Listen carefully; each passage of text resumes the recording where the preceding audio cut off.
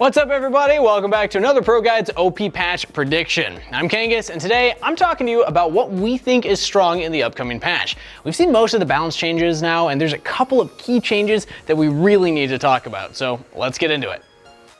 It finally happened, everybody. For the first time, we're getting more buffs than nerfs, at least when we're talking about the item changes. This approach is actually a lot better for long-term balance, and it's about time we try and even the playing field without just gutting champions that are too strong. This time around, we'll highlight what playstyles and champions will be good in patch 11.3. We'll also talk about some of the item buffs and what they mean for the state of the game.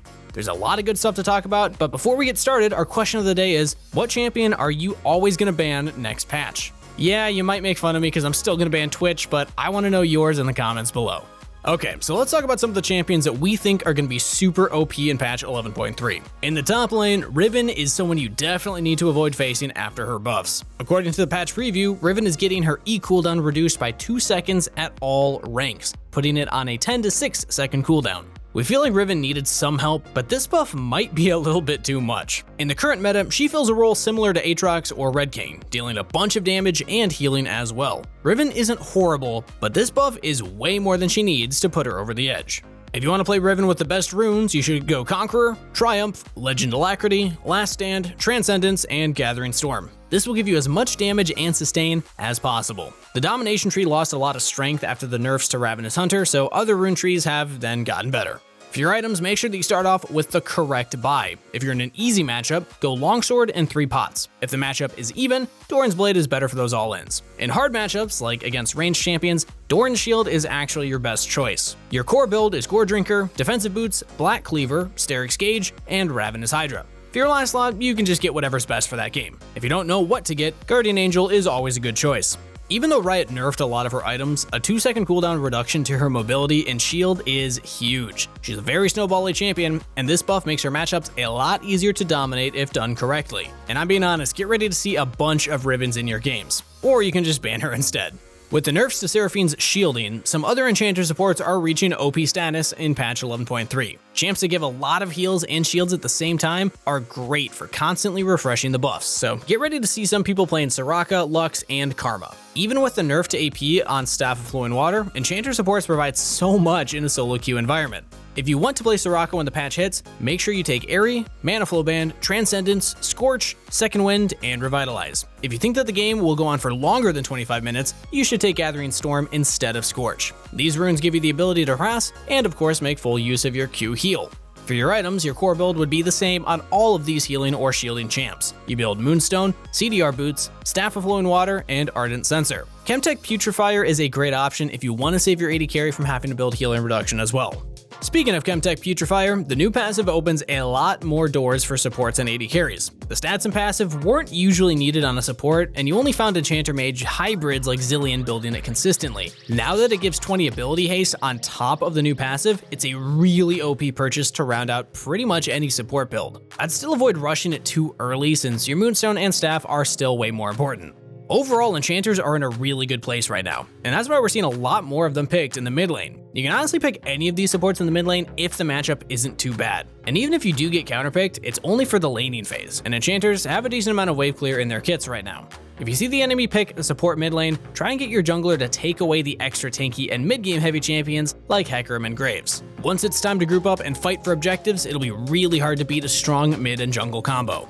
Even though enchanters are doing really well right now, there's a couple of hard counters in the bot lane. If you're comfortable playing them, heavy roaming supports are still really strong in patch 11.3. Thresh, Blitzcrank, and Leona are great choices for carrying games and calling the engages in solo queue. Even if you can't kill the enemy Karma support, you can just roam and win other lanes and let your AD carry to know, absorb the poke, and just chill out for a bit.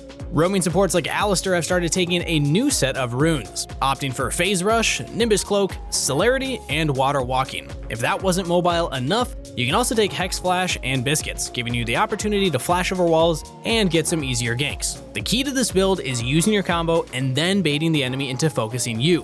With how fast you are, it should be easy to dodge skill shots and charge up your stun. For items, you can take Locket if you want to peel your team, or, like I like to build, Turbo Chem Tank if you want to constantly engage the fight. Early mobility or swiftness boots are also a good choice for getting around the map faster. And you can round out your build with Zeke's or Knight's Vow if you want to be more supportive, or again, go for that Dead Man's Plate if you want to roam like a monster. Roaming as a support can be kind of difficult to know the correct timing, so if you want to learn how to roam effectively from the bot lane, you should go check out our coaches at ProGuides.com. We got online coaches 24/7 that'll help you with whatever you want to learn. Whether it's roam timings, the correct time to engage, or how to communicate with your jungler to get them on the dang same page as you, book a session right now and our coaches will help you out. Okay, so back to our OP predictions. It doesn't feel right to talk about supports without also mentioning the AD carries. Kai'Sa and Jhin are some of the strongest champions in the bot lane right now, and we honestly don't think too much will change in patch 11.3. However, the buffs to shield bow make aggressive champions like Samira a lot stronger. There's even a Korean Misfortune build floating around, and we think that the buff shield bow will fit perfectly. To play this Misfortune build, make sure you take Grasp of the Undying, yep, Shield Bash, Conditioning, Overgrowth, Overheal, and Legend Bloodline. These runes are crucial to your trades, and it makes your laning phase just crazy strong. Your long range and high movement speed make it really easy to proc Grasp of the Undying, and you're getting a bunch of extra damage and healing in with Shield Bash and Overheal.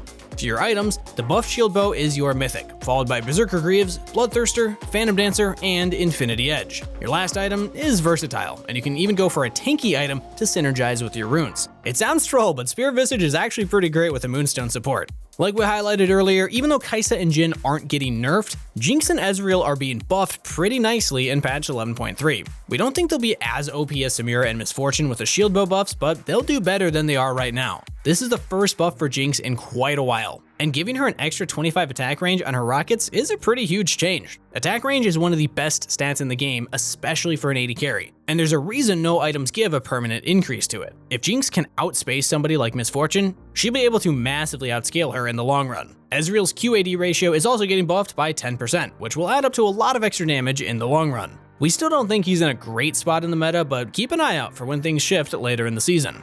In our patch 11.2 predictions video, we talked about mages and how the burst and poke mages are taking over the mid lane. While none of them did as well as Seraphine and her magical moonstaff, patch 11.3 is looking a lot better for champions like Zoe, Annie, and Victor.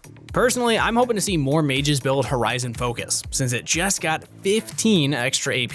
The passive 10% damage boost is also easier to proc now since it's effective at a much shorter range. This makes the item overall just more gold efficient, and it might be a good choice if you have a lot of ranged poke and CC on your team. One stun or sleep is all it takes to get a kill with these big burst champions.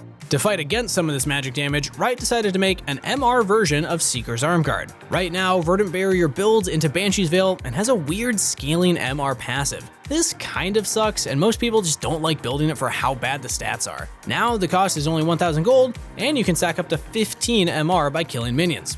Giving mages both Seeker's Arm Guard and Verdant Barrier makes it so much easier to itemize against any champion that you face in the mid lane. I kinda think this will be a pretty sleeper OP item, and you'll find mid laners build the Verdant Barrier component and just hold it against AP champions, kinda like what we see them do with Seeker's Arm Guard against AD champions right now. The last thing that we'll talk about is the resurgence of YASUO and YONE in patch 11.3. We just can't get rid of them. These guys are going to be really strong, and it's a bit surprising since they're already dominating pretty much every elo. Sure, there's a lot of bad YASUO and YONE players, but the good ones make these two champions look completely broken.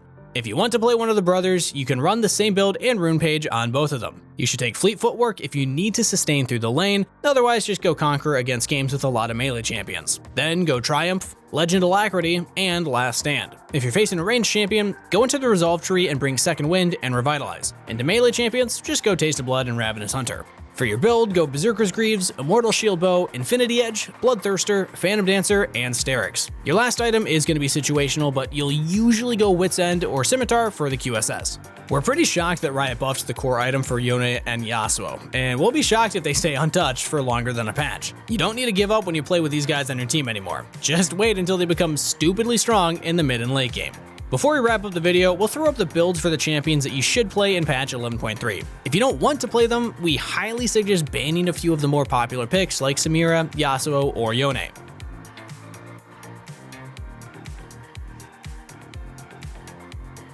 And that'll wrap up our predictions for what will be OP in patch 11.3. Get ready to see more enchanters in both the mid and bot lane. The best way to counter the OP stuff is of course by playing the other OP stuff, and we've talked about a lot of that in this video. But if you want to find more people who like talking about the meta, join our Discord with the link in the description down below. You'll be the first to know about giveaways from RP, ProGuides subscriptions, and more. But as always, thanks so much for watching everybody. Like the video, sub to the channel, and of course, good luck on the Rift. Stay hydrated, and I'll see you in the next one.